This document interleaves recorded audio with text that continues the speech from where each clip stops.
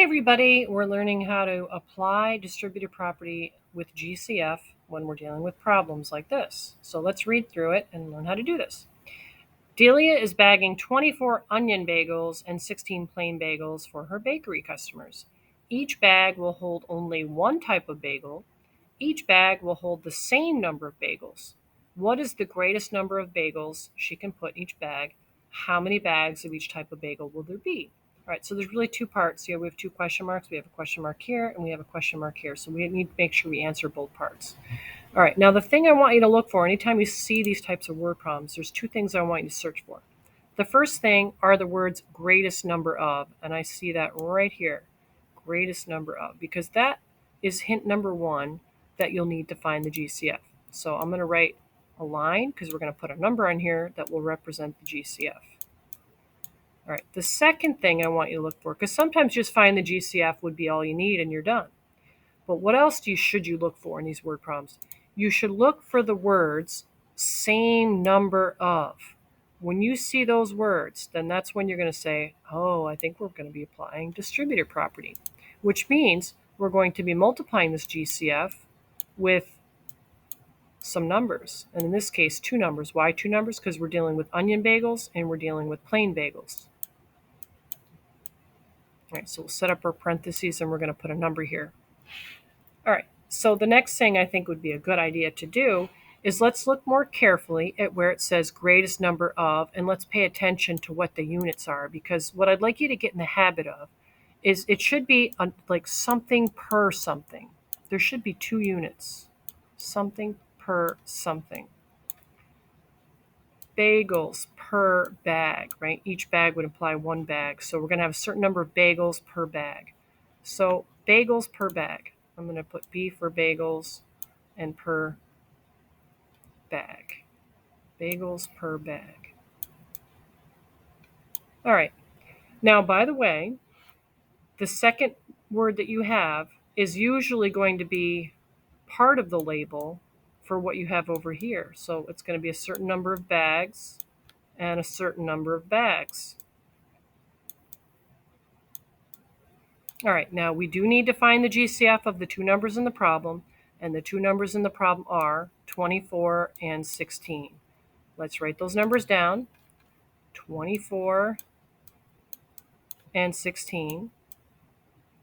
We'll use prime factorization to find the GCF of the two numbers as our strategy. Factor tree, factor tree. I'd like you to try to get in the habit of using what you think is the suspected GCF in the lineups of both of your factor trees. So you might be thinking, well, maybe it's 4. So if you think it's 4, put 4 in both. Then you might say, well, maybe it's 8. And if you think it's 8, you're going to put 8 in both of them. So 2 is a common factor, but I want you to try to use the one that you think is the greatest common factor. Now, I think it's 8, so I'm going to put an 8 here, and I'm going to put an 8 here. And I'm going to use a different color, which will be more obvious why in just a moment. So then we're going to go ahead and figure out what's the other factor. 8 times what would be 24, and that would be 3. And over here, 8 times what would be 16, that would be 2.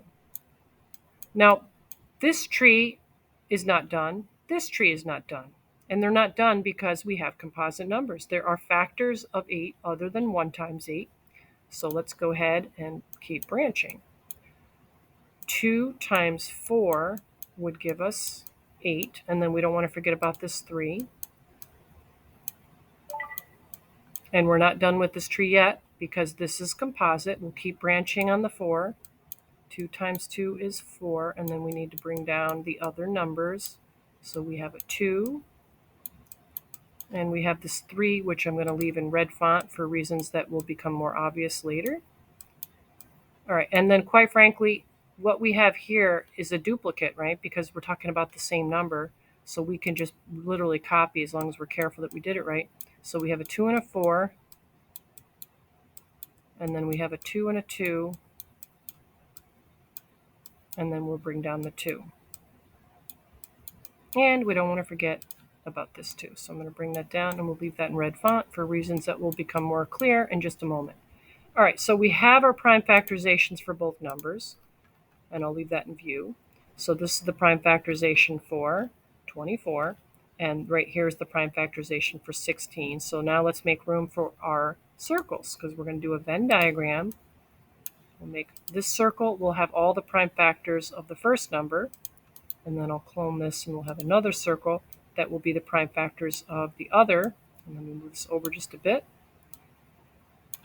All right, so we're going to start looking for matches. What's a match? Kind of like that card game Go Fish. That's a match in both sets. So we have matching 2s. So let's write that down. We have matching 2s. Let's write that down. And we have another match. We have matching 2s again. So let's write that down. Oops, a little sloppy there. All right. Now, if we were interested in the LCM, then we would put this 3 over here and this 2 over here. But I do want to remind everybody that everything that's in this circle here, this left circle, would be the prime factorization for 24, meaning that if you were to multiply all the numbers in this circle, you would get 24. And if you multiplied all the numbers in this circle, you should get 16. And where the ones interlock, that's what we're saying are common factors. And we need to find the GCF. We need to multiply all the numbers that we have right here. 2 times 2 would be 4, and 4 times 2 would be 8. So the GCF is 8. The GCF of 24 and 16 is 8. Let's put that number right here. Now, if we look at that first part of the question again, it says, what is the greatest number of bagels she can put in each bag? Now we have that number, don't we? We're going to put 8 bagels per bag. Now let's tackle the second part of the question, which is how many bags of each type of bagel will there be? Now remember, we're going to have a bunch of onion bagels. So I'm going to write the word onion right here. And we're going to have a bunch of plain bagels. So I'm going to put plain right here. And then we're going to go ahead and use the distributive property to try to figure out the quantity. All right, how do we get this number? We're going to think to ourselves, 8 times what number would give us 24 onion bagels, and that would be 3. 8 times 3 is 24. 8 times what number would give us 16 plain bagels? 8 times 2 would give us 16. All right, so now we have the numbers that we need. Now let's go back and review what's the second part of the question asking. So I should probably move these out of the way so we can see. The second part of the question is asking, how many bags of each type of bagel will there be? So we're going to have 3 bags of onion bagels that'll each have 8 in it. So this doesn't look like it has 8, looks like it probably has 6. And then we're going to have 3 bags of plain. And that's what we would put on the answer space. We would put 3 bags of 3 onion bags and 2 bags of plain, and we need 8 bagels in each bag. All right, hopefully you found this video helpful. Oh, I should say one more thing.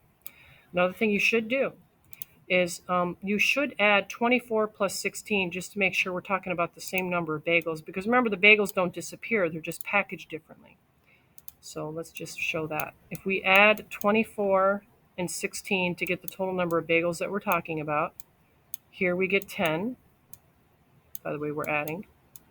And this plus this plus this would be 40 bagels.